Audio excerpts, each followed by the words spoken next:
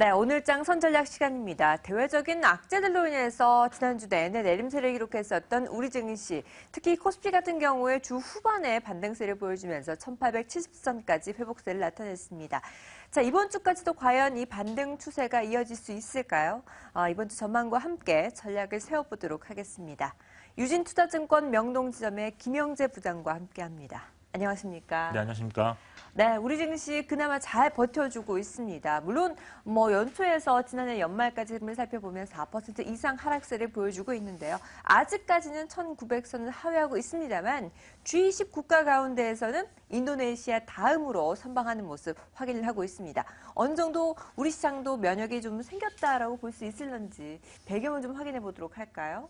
네, 코스피가 글로벌 증시 대비 좀 상대적으로 좀 선방할 수 있었던 이유는 글로벌과 대비 상대적으로 좀 낮은 밸류에이션을 좀 들 수 있습니다.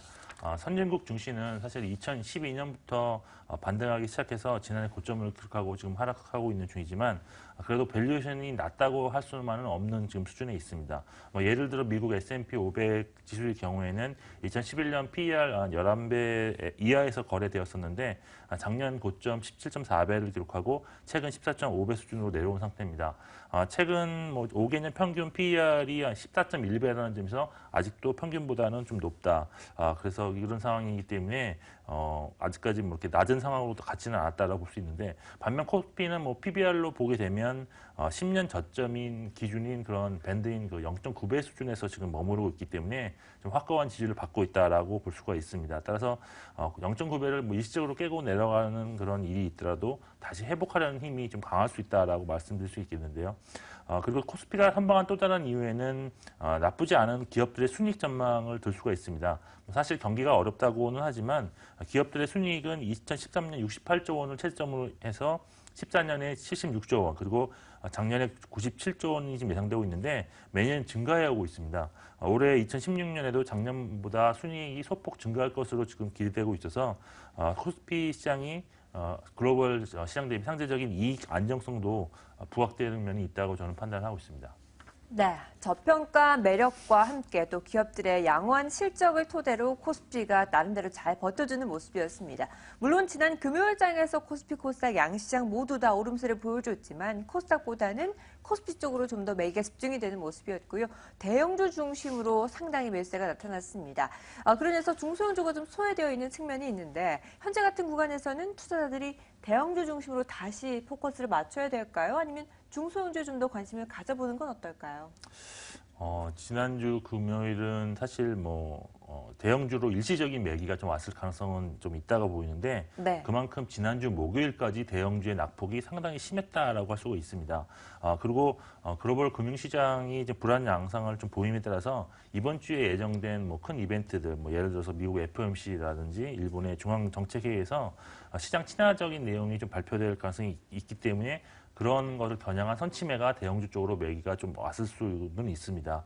그리고 금요일에는 쇼커버도 좀 나올 수 있을 것으로 보여서 중소형주 대비 대형주가 강했다라고 볼 수 있는데 그렇지만 대형주의 상승에 대한 신뢰가 아직은 좀 크지 않다고 보이는데요.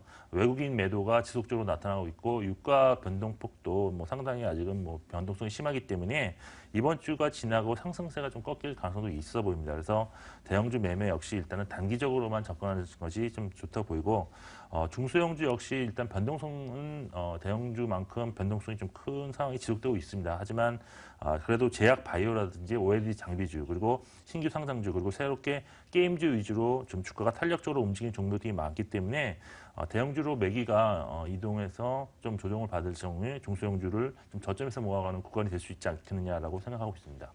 네, 대형주 같은 경우에는 워낙 낙폭이 과대했기 때문에 반발 매수가 유입되면서 강세를 시현했습니다만 추가적인 큰 폭의 상승을 오랫동안 끌고 가기는 어려울 것으로 보이고요. 그동안 좀 소외됐었던 중소형주 가운데에서도 지난 금요일장에서 강세를 보였던 종목들 다시 한 번 더 체크해 보시기 바라겠습니다.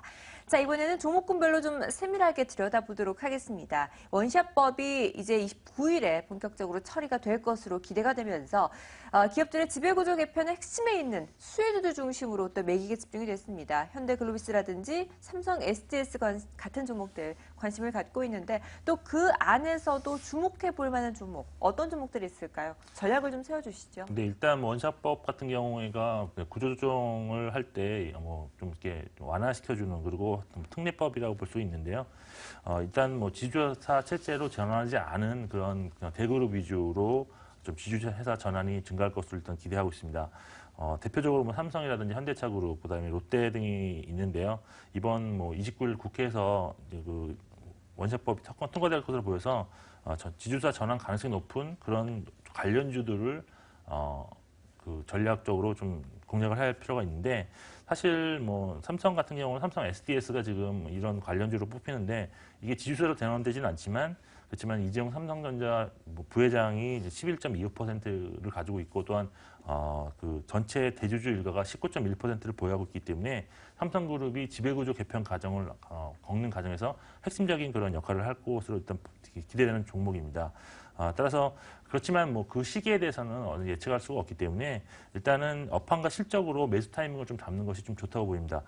현재 주가가 지금 뭐 4분기가 실적이 별로 안 좋다는 그런 얘기들이 많기 때문에 일단 그러한 경향을 많이 주가가 반영을 했다라고 보이고 있고요. 그리고 올해 같은 경우는 실적 개선세가 좀 나올 것으로 기대되기 때문에 일단 수급 상황을 체크하시면서 진입이 좀 가능하지 않을까라고 판단하고 있습니다. 현대글로비스 역시도 정의선 그 부회장이 지분 23.29%를 지금 보유하고 있어서 원샷법 수혜주로 지금 관심받는 종목입니다.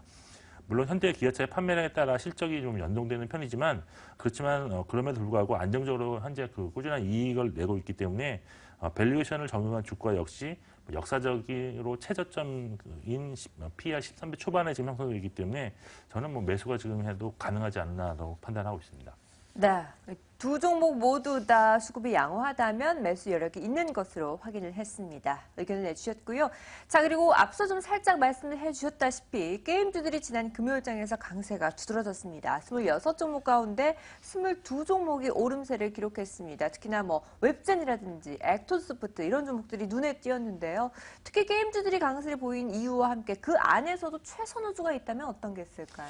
근데 일단 그동안 게임주 같은 경우에는 애널리스트들의 의견이 좋지 못해서 주가가 많이 하락한 경향이 있었는데 일단 낙폭 과대에 따른 반등이 지금으로 좀 인식을 하고 있고요. 그리고 예상치 못한 좀 좋은 실적을 내놓은 종목들이 몇 개 있었기 때문에 올해 신작에 대한 그런 출시 기대감이 좀 크게 반영되었다라고 할 수 있겠습니다. 일단 뭐 게임주 같은 경우는 뭐 큰 돈을 벌지는 못하지만 꾸준하게 현금을 창출하는 능력이 있기 때문에 지금 안 좋은 경기 상황에서 경기 방어주로 인식된 것도 좀 하나의 상승 요인이다라고 할 수 있겠습니다. 일단 그렇지만 뭐 종목 선정에는 좀 신중할 필요가 있는데 지난주 금요일 뭐 조이맥스가 상한가까지 갔지만 4년 연속 적자로 뭐 관리 종목 지정 가능성이 거론되면서 종가는 마이너스 1.4%로 지금 하락하는 모습을 보이기 때문에 안정적으로 실적이 나오는 종목 위주로 좀 투자 대상을 좀 압축하는 것이 좋다 보입니다. 일단 그 게임주 내에서 좀 괜찮게 보고 있는 종목은 컴퓨터스인데요.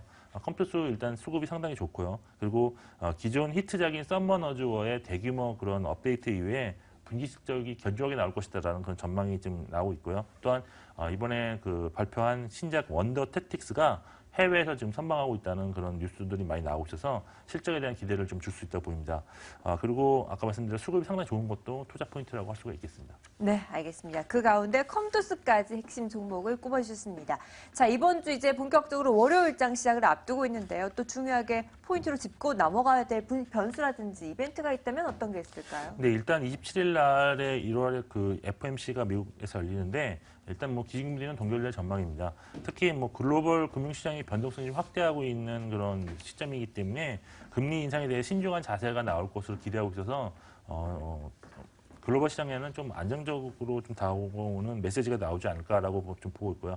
또 29일에는 일본 중앙은행의 통화정책회의가 있는데 여기서 추가 자산 매입 가능성이 거론되면서 금융시장의 불안을 좀 완화하려는 시도가 있을 것으로 좀 기대하고 있고요. 또한 그 4분기 GDP 성장률, 한국의 4분기 GDP 성장률이 26일 날 발표되는데 전년 대비 한 2.9% 성장으로 좀 예상하고 있습니다. 그리고 미국 GDP 성장률이 9일 나오는데 연율로 0.9% 성장했을 것으로 지금 컨센서스가 형성되어 있습니다. 전반적으로 이번 주는 시장을 안정시킬 수 있는 이벤트가 좀 많은 한 주가 될 것으로 기대를 하고 있습니다. 네, 각국의 통화정책회의와 경제 지표들 참고해서 살펴보셔야겠는데요. 그런 변수를 활용해서 시장 대응 전략 어떻게 세워봐야 될지, 그리고 매수할 만한 종목이 있다면 관심 종목도 하나 꼽아주시죠. 네, 일단 오늘 같은 경우에는 글로벌 시장이 일단 지난주에 좋았기 때문에 상승으로 계속 나갈 가능성이 높고요. 그렇지만 일단 이익이 크게 좀 실현되는 상황이 오면 현금화하는 것도 나쁘지 않다고 보고, 완만하게 상승할 경우에는 일단 금주에 예정되어 있는 이벤트를 좀 기대하시면서 보유하는 전략도 좋다라고 보고 있습니다. 관심 종목은 이노션을 좀 보고 있는데요. 이노션은 사실 향후 성장이 좀 확실한 안되는 종목이다라고 말씀드릴 수 있겠습니다. 가장 큰 투자 포인트는 역시 확실한 성장이라고 할 수 있는데, 현대차가 브랜드 이미지 강화를 위해서 고급 브랜드인 제네시스를 런칭했기 때문에 이노션 입장에서는 글로벌 고급 광고주를 좀 새로 확보하게 되었다라고 볼 수 있고요. 또한 또 다른 투자 포인트로는 일감 몰아주기 구제 적용에서 제외되었다는 것인데, 그동안 이제 외부 대행사로 이전되었던 물량이 돌아오면서 실적 개선이 좀 예상된다는 점이 또 포인트라고 할 수 있습니다. 그리고 해마다 보통 짝수해는 대형 그런 스포츠 이벤트가 많은데, 올해 같은 경우에도 현대가 지금 스폰서십을 보유한 유로 2016이 지금 6월에 예정되어 있고요. 또한 여름에는 브라질 리오 올림픽이 개최되면서 이노션의 광고 수익도 크게 늘어날 것으로 전망하고 있습니다. 지금 기간 수급이 10일 연속 순매수로 지금 나타나고 있기 때문에 이번 주에 눌림목이 나온다면 좀 진입이 가능한 종목이 아닌가라고 좀 판단하고 있습니다. 네, 시장 전체적으로는 현금 확보 전략과 함께 관심 종목으로는 이노션을 꼽아주셨습니다. 참고해서 전략을 세워보시기 바랍니다. 네, 지금까지 유진투자증권 명동지점의 김영재 부장과 함께했습니다. 말씀 감사합니다.